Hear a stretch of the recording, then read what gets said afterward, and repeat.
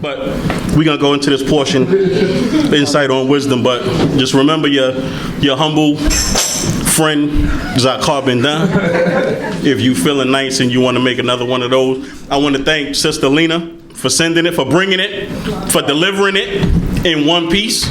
Because I heard that she had some people was trying to get some out of. I appreciate getting it in one piece and all that. Gardening. Appreciate that. Some good family in Ohio. Hallelujah. Good people. That's right. So we're going to start in Proverbs chapter 13.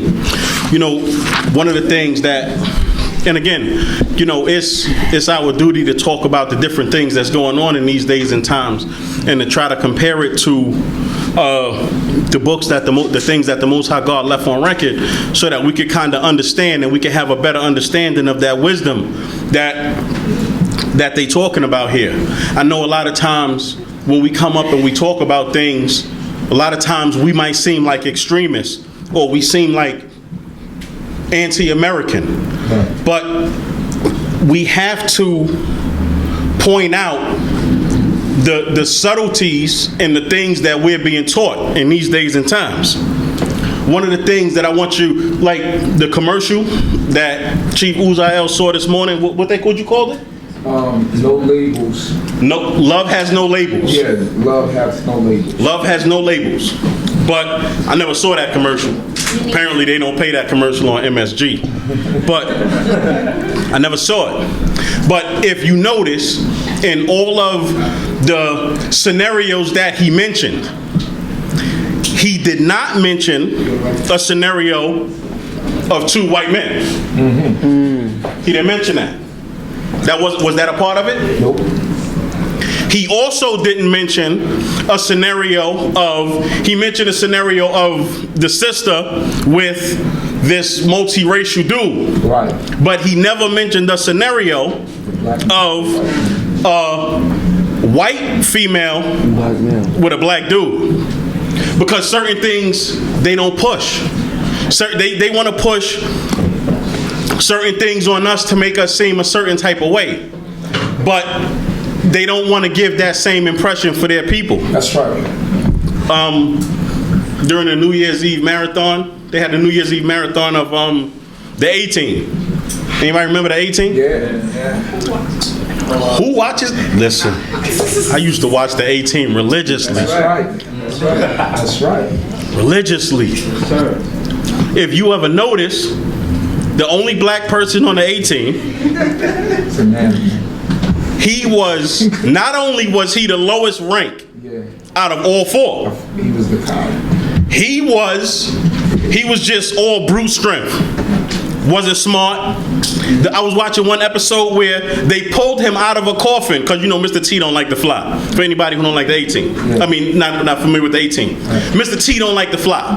So they pulled him out the coffin after they knocked him out, get him in the coffin. They pulled him out the coffin, and he was angry, like he always is. And he's like, "Why you put me in a coffin? How you gonna put me in a coffin?" They was like, "BA, we did not put you in a coffin. This is not a," what do you mean it's not a coffin? It's a coffin. You see the coffin. This is not a coffin. This is something else that they called it. And he was like, "Oh, maybe it's not a coffin." It's like, what are you talking about? Really? It is a coffin. But that's the type of thing, that's the type of scenarios that they pose towards us. He also talked this morning about the quote-unquote militia group that they have in Oregon that took over the federal building. If you notice, they called it a militia. A militia, right. I looked up the definition of militia because I wanted to read it. Part of the Constitution, not terrorists. Militia. A military force that is raised from the civil population to supplement a regular army in an emergency. That's not what those people were. They weren't supplementing the army in the event of emergency. They were against the federal government. Right. Those were terrorists. Right. That's what they were. That's what they are. They were upset with something that the federal government had did, so they took over a whole federal building. Sir. If those were black people, they would have been heartless, ruthless thugs and animals. Right. if they were Middle Eastern people, those would have been terrorists. When they took over that the mall in Africa, they were terrorists. Right. But these are white people, and they're a militia. And at no point, usually what they do to calm these types of situations is they throw a gas bomb in and they go in and kill. They didn't do that. Right. They got on the speaker and they said, "Everybody, please just go home." Right. They would have never given us that opportunity to us people with guns taking hostages in a federal building. No, sir. Please go home. No, That would have never happened. No, sir. It's a difference in how they treat their own and how they look at us. That's right. And again, it's not to be the conspiracy theory, but it's just certain things that we need to understand and we need to recognize as a people being That's here. right. Because it's not the same. That's right. They don't treat us the same as they treat everybody else. That's right. And it's not meant for us to be treated the same as they treat everybody That's else. We need to recognize the exact predicament that we in, because what's going to happen is we're gonna start to need each other. We need each other now. We just don't really fully understand it and recognize it yet. That's right. Come on, let's go into the portion. We're in the book of Proverbs, chapter 13, starting from verse 1. Hallelujah. Hallelujah. A wise son is instructed of his father, but a scorner heareth not rebuke. Right. So what it's saying is a wise son, and again, the purpose of it is this is King David instructing Solomon. So a lot of it that they're talking about is a father talking to a son. In some cases, a mother talking to a son. That's right. But so that's how it's written. But the point of it is parents trying to instruct children. Okay. So that's what he's saying. A wise child will hear his father's or his mother's instructions, but a scorner doesn't accept rebuke. A scorner, they don't want to hear it. You can't talk to them any type of way. You can't give constructive criticism because they don't want to take it. They can't take it. It's not in them to take it. Come on. A man shall eat good from the fruit of his mouth, but the desire of the faithless is violence. A man shall eat good from the fruit of his mouth. The things that he says is always going to be some type of benefit. That's right. And because he's a upstanding person, it's always going to be a benefit to him. But what they're saying that the desire of the faithful is violence. I mean, you ever run into those people that everything they want is just the hurt of somebody else. Right. Everything that they want is to see somebody downtrodden. Everything that they want is they angry and they just want to get back. Yeah. Come on. He that guardeth his mouth keepeth his life, but for him that openeth wide his lips, there shall be ruin. You know, it's a lot to be said for those people who know how to say the right thing at the right time. That's right. That's And right. more importantly, who know that it's best sometimes not to say anything at all. That's right. Because a lot of times we don't realize that the things that we say cause so much damage and so much hurt to other people. A lot of times we joking. We trying to be funny.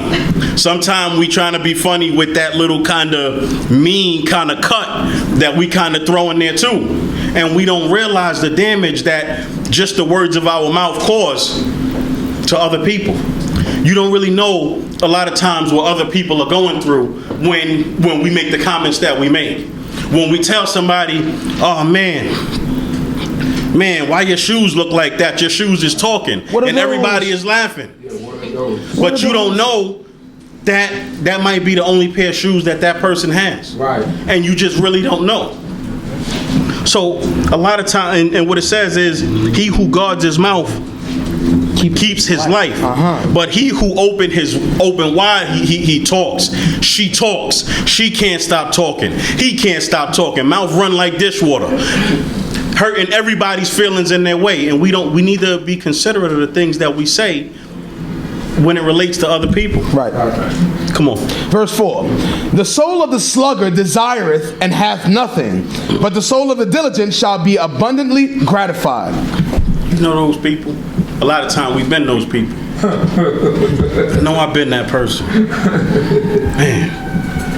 Man, I want this. Right. TV is an amazing thing because On TV, everybody is rich. That's right. On TV, everybody make it rain. Right. That's what we do. And a lot of times that's not really our predicament to be able to do that. Right. But that's what we want. And you see what it says is the soul of the sluggard, the lazy person, the laziest person, he wants everything. Yeah. But don't want to do nothing. You know, he want, man, if I hit the Mega Million, if I hit the Powerball tonight, I'm going to buy all these different things. You going out to buy a ticket? Nah, I don't really feel like buying a ticket. How you get the Powerball if you don't buy a ticket? You know, and that's the type of thing that we as a people need to understand and consider. Like, if you want something, you have to work for it. Nobody is giving us anything, especially in these days and times. Nobody is giving us anything. So, like we were talking about just not too long ago, those people who go out and they get their degrees, those people who go out and they get their trade, and they work, and they go out and they by the sweat of their brow, they work to try to bring home and make sure that their family and their house is taken care of. You got to commend those people. That's right. You got to applaud those people. That's right. Because they're making sure that their families and themselves is taken care of. That's right. Because you got many people who play off the system, and like I said, they want everything and don't want to do nothing. And the unfortunate part is the system makes it comfortable that they can have most of what they want without doing anything. Right. How you on social service and I got a 6+ and you got a 6+? How that work? How you get, what is it, $278 a week or something like that? How you get $278 a week and you got the new Jordans and I can't even get the new Jordans? And I work. Yeah. Y'all never wonder about that? Yeah. You didn't even think about that? Yeah. I mean, you ever drive, this is the best one. You ever drive by some of the worst projects out there and see some of the finest cars? Yes, sir. You ever see that? Benzes and Beamers. Panameras. Nice stuff. All the time. Nice stuff. The soul of the sluggard desires everything and doesn't want to put his hands forth to do anything. Show your brow. Come on. 5. A righteous man hateth lying, but a wicked man behaveth vilely and shamefully. Come on. Time's again. Righteousness guardeth him that is upright in the way, but wickedness overthroweth the sinner. So what it's saying is that which you put out for yourself is the thing that you're going to get back. That's right. So when righteousness is a part of you, when morality is a part of your spirit, when being upright is something that means something to you and is important, then that's what's going to guard you and that's what's going to guard your life. Right. But on the other hand, when a lack of morality and all of those different things are a part of you, then you get what immoral people get. That's right. Come on. There is that pretendeth himself rich, yet have nothing. There is that pretendeth himself poor, yet have great wealth. We just talked about that. That's right. Break that down. Just talked about that. Break that down. Because what happens is, again, because we came from a place where you saw people with nothing. Right. We saw poverty. Right. We come from places like where you a kid and you 7 and you 8 years old and you running down the steps in the projects and you see people shooting up. Right. You come from seeing that, and it's hard. It's hard to see things like that. You see people hungry and you see people thirsty. You see, if you go down 2 blocks from the projects down Alabama Avenue, you see some of the worst looking people talking about. If you know what I'm talking about, then Right. I mean, Yeah, we have kids in the building. Right. Yeah, But definitely. I mean, I'm saying, and so you see all of that. So what happens is when we finally get a little something, then we just want to go all out. You want to shine. We want to go all out. First thing, we get out, we start working, we get our first check. What's the first thing everybody get? We get a chain. That's the first thing everybody get. We get a nice chain because we get a nice bracelet. We get a nice ring that cover your whole finger. Because that's the first thing we get because, and we don't really have it like that, but because our self-esteem was so low, was brought so low because of the things that we've been through and that we've seen as people going up, That's what makes us, having things makes us happy. Having material things makes us feel better. I was watching a college basketball game, I don't know, sometime last year. Y'all know who Warren Buffett is? Yep. Richest man in America. And I never knew what he looked like. And so they had a man. They was talking about the brackets, talking about bracketology. You know, Warren Buffett last year, he said anybody who has a perfect bracket, he was giving like what? Was it $1 million or $1 billion? $1 million. Anybody who had a perfect bracket. So they was interviewing this man on TV in the halftime of the game. He had on a bad toupee. Maybe it was his hair. The blazer was kind of, that's you know, the blazer had kind of threads coming out of it. He had on a shirt, and his stomach was like out to here, and the buttons, and one button was kind of open, and he just looked just sloppy and they said, yeah, Warren Buffett, richest man in America. You wouldn't be able to tell. Wouldn't be able to tell. But that's one of the difference. That's one of the difference between them and us. Because again, because our self-esteem was so low, we need material things to make us feel better. Right. And we need to get to the point that material things aren't the things that make us. Material things aren't the things that's supposed to make us feel better. Right. The things that's supposed to make us feel better is when you come home and you have children that come to you and bring report cards that look like 80s and 90s. That's the things that's supposed to make us feel better. The things that's supposed to make us feel better is that when you come home as a child and you have food in the fridge and you have clothes on your back and you might see your mother and your father come home and they tired and they just want to just sit down on the couch and relax for a little bit, and they don't want to hear all the noise and all of those different things. They just want to sit down and relax and watch a Knick game in peace and hope that they win. Yes, sir. That's the type of thing Yes, that's sir. supposed to make us feel better. Yes, sir. Message. That's what's supposed to make us feel better. Scream about why the house is dirty. That too. All that. You know, but the point that I'm trying to make is that this country and this land, I'm telling you, they did a job and they did a doozy on us. And we lost focus on the things that in life are important. When I was younger, we didn't have a lot. But what my mother used to do is when she did take us like to different places, I remember going to Virginia Beach one time, and me, my mother, and my brother, and it was a couple of aunts, and we all shared one hotel room. Some of them slept on the bed. Some of us younger ones, me being the youngest, had to sleep on the floor. But everybody was together. Everybody was together. And that was so fun. Yeah. That was fun.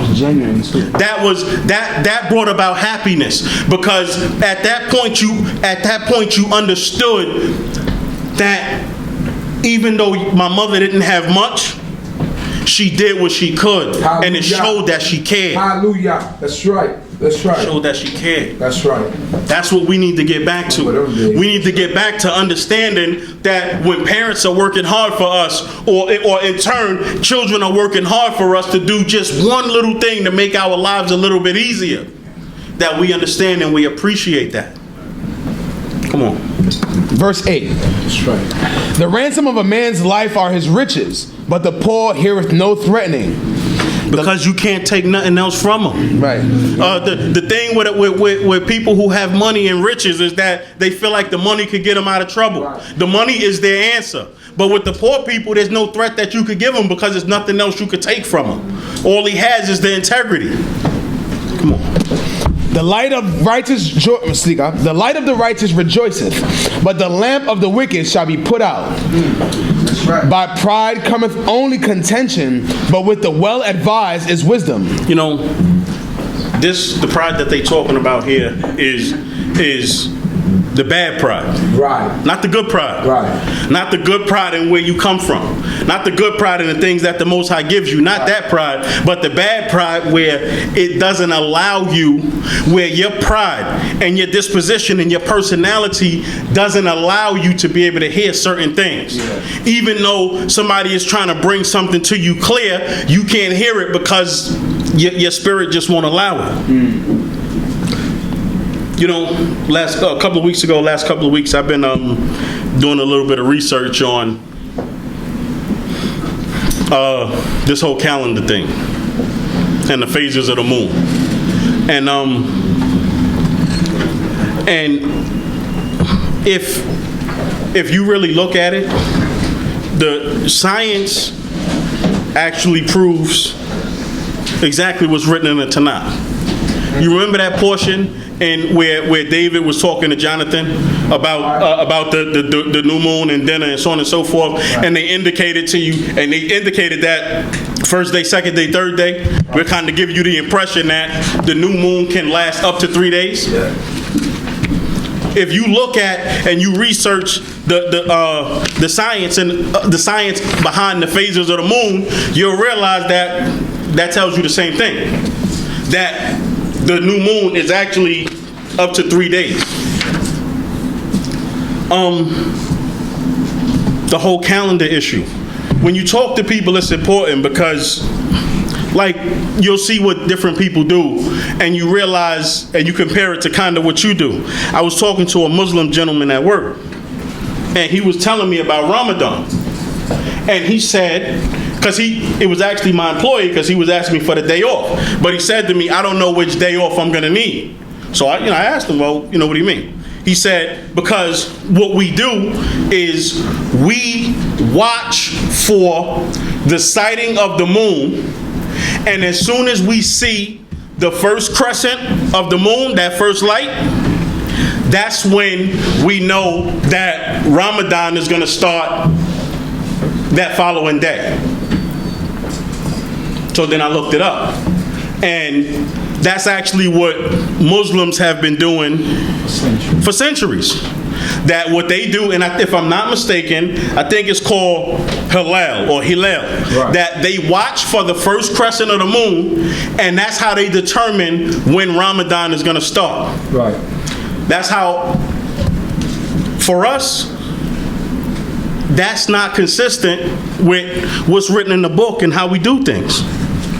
Because if the new moon starts the first day of the month, whether it's a crescent moon or a new moon, the covered moon, Blackness. that starts the first day of the month. Right. And if you look at a day like Yom Teruah, for example, if you have to wait to spot the moon for Yom Teruah, and you don't spot the moon until sometime on that day, the holy day already started at night. Right. So you already missed it, and you already into the day. That's not a practice that we did. That's a practice that Muslims did.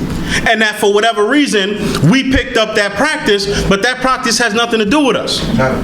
Then I started to look up calendars. And if you notice, Egyptians and Sumerians had calendars for over 3,000 years. Yes, they did. Nobody does things without a calendar. Because the only thing that a calendar is the recording of the cycles of the solar system. Am I right or wrong? That's right. That's all it is. The earth, the moon goes around the earth. The earth goes around the sun. And what they did was they documented all of those. They documented the patterns that came about from the cycles of the sun around the earth, the earth around the sun, and the moon around the earth. That's all they did. And then they put it onto a calendar. Nothing special.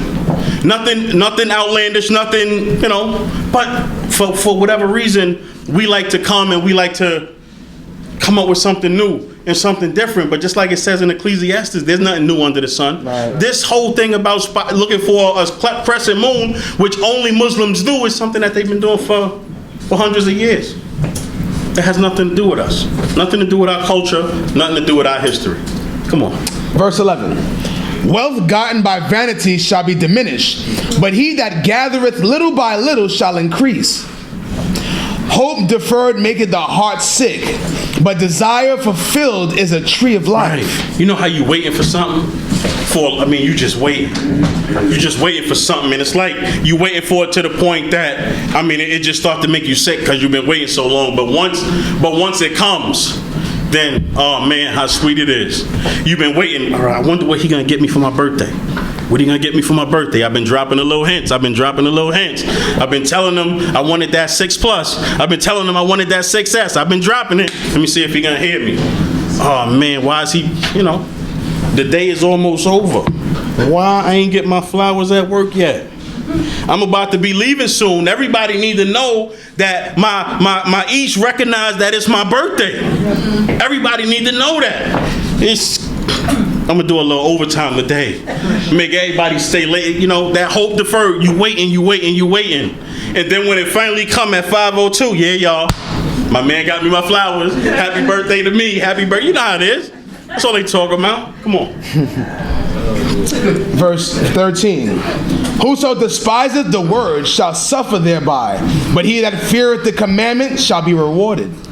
Whoso despises the word shall suffer thereby, shall be punished thereby. Mm-hmm. The funny thing about this, what they're talking about is the words of instruction. Mm-hmm. They're talking about the Torah. They're talking about commandments. And the funny thing about despising the word is that you don't despise the word by saying, I despise the word. Your actions toward the word indicate how you feel. Your actions, like if you just think about it from when they were in the wilderness and they were angry and they were upset and they were asking for water. And all they thought was that they were angry and upset and asking for water. But the Most High God looked at it as, why do these people despise me?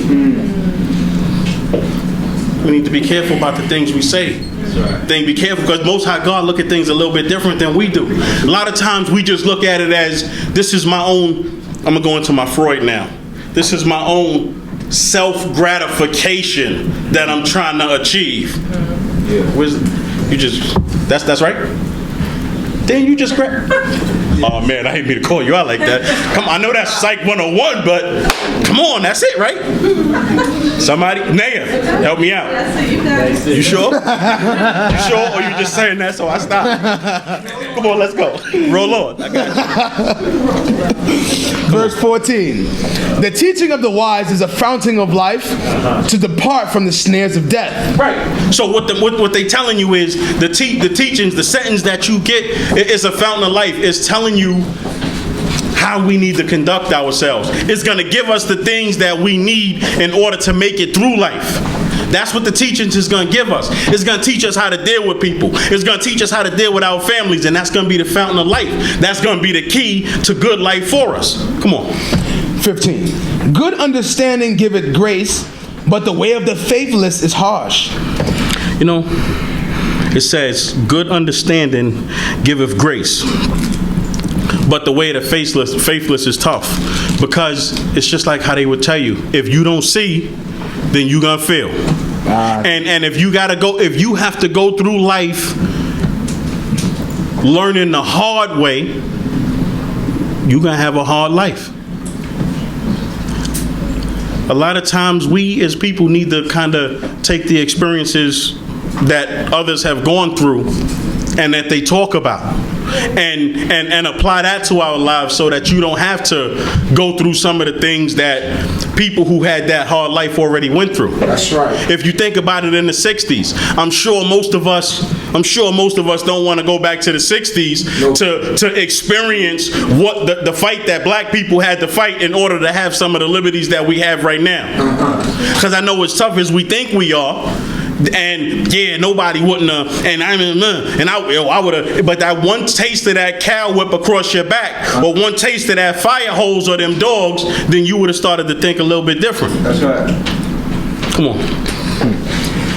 Every prudent man dealeth with forethought, but a fool unfoldeth folly. And I think I mentioned this before. Right. If you look at that word that they use for prudent, they use the word arum, which is the same word that they use as it relates to the serpent. Serpent wasn't naked. Serpent was prudent. Serpent was crafty. Yeah, read that verse again. Verse 16. Every prudent man dealeth with forethought. Right, because what happens is he thinks about what he's going to do before he does it, right. because he recognizes there's consequences if this doesn't work out right. Come on, we'll read the rest of it. But a fool unfoldeth folly. Yeah, he just, whatever happens. It is what it is. You know, come what may. Right. All of those different, types of scenarios that we like to talk about, and but that's not us. You don't want to deal with that. Come on. A wicked messenger falleth into evil, but a faithful ambassador is health. People who bring the wrong message, the wicked message, it says he's going to fall into evil, but a faithful ambassador, the people who bring the right message. Come on. Poverty and shame shall be to him that refuseth instruction, but he that regardeth reproof shall be honored. Right. Come on. The desire accomplished is sweet to the soul, and it is an abomination to fools to depart from evil. Right. So what it's saying is the desire accomplished. That when you're going through the things that you're going through and you finally get the result that you want. Right. When you finally get that bachelor's. Right. When you finally get that master's. When you work your first 4 weeks and then you finally get your first check and you finally see it. And it's just that sensation and that feeling of, I did it. Yeah. Now I only got about 37 more years of checks to go before I can retire. Come on. 20. He that walketh with wise men shall be wise, but the companion of fools shall smart for it. Tell that to Bill Cosby. Yeah, birds of a feather. There's a funny thing about that whole Bill Cosby situation. And I know that it's a touchy situation, and because at no point do you want to advocate for anybody being raped or drugged or anything like that. But if you think about the bigger picture of it all, this stuff happened years ago. And none of this started to come to light Until there we go. The first black man wanted to buy a major TV network. Right. BET is not a major TV network. NBC. He wanted to buy NBC. And when he first started to wanted to buy NBC, then his son ended up inside of a ditch somewhere. He waited a little while. Now he go to want to buy NBC again, and now all of these allegations start to come up from 60 years ago, from 30 years ago. Same thing. And same thing, right? Same. And the worst part about it is none of it can be proven in court, because they'll tell you that the first 24 or 48 hours is the most important time. Right. But the point of it is not to get a conviction, even though they got lucky with the girl in Pennsylvania. The point of it is not to get a conviction. The point of it is to soil him so bad that colleges that he gave millions and millions of dollars to, now they want to take back their honorary scholarships, their honorary degrees that they gave him. It's just to tear him down. You want to take him off the wall. You want to take me off the wall? Give me my millions of dollars back. Work like that.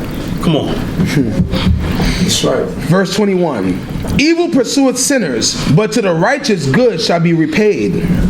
A good man leaveth an inheritance to his children's children, and the wealth of the sinner is laid up for the righteous. That's what hard work will do for you. Come on. Much food is in the tillage of the poor, but there is that is swept away by want of righteousness. Right. What they're saying is much food is in the tillage of the poor, the well-tilled acre of the poor. Because what happens is, even though he's poor, he's working his land, that little piece of land that he has, so that it can bring forth the maximum amount that it can. Right. Wow. Read the second part of that. But there is that is swept away by want of righteousness. I was listening to the town hall meeting that they had with President Obama the other day. And, it was about the NRA and gun control and all of those different things. And it was something that you know, because they said, what would you have done about it? How would you have dealt with it? How would you have stopped it? Blah, blah, blah, blah, blah, blah. And it was something that he said that I felt was just real prudent. He said, just because we don't have the answer for everything doesn't mean that we shouldn't try to fix anything. Right. Trying to say that we might not be able to address everything, but we need to address the things that we can. We need to start to make some progress. We need to start to make some decisions and some movements towards making things better. But a lot of times what happens is people want to just kind of, what's the term, throw the baby out with the bathwater. Yeah, that's what- Everybody, there is nobody without sin, all of those different things. And that's a ploy that people use because they just want to keep the nasty and the unlawless and all of those different things, or the lawless, they just want to keep all of that in play. And that can't be us. I understand that we have a lot of different issues. We got moon issues, and we got sun issues, and we got Sabbath issues, and we got all types of issues, but that doesn't mean that we as a people shouldn't sit down and try to fix that things that we can't address. Right. Because the problem is when you don't move forward, you're staying in the same place. The problem is that everything else is moving forward. So that actually means that you're going backwards. Because everything else is moving forward. And we're not. Come on, finish it out. 24. He that spareth his rod hateth his children, hateth his son, but he that loveth him chasteneth him betimes. So when you get a mocker from your parents, just know that we love you for it. Yes. I know y'all might not feel that way when y'all getting it, but after that, just know that we love you. Know that. You know, mockers hurt y'all as much as it, mockers hurt us as much as it hurts y'all. Because we can't see our children hurt. It hurts to see our children hurt. But the thought of seeing our children go astray is a thought that we can't stand for. And that's not something that we can just let go. Come on.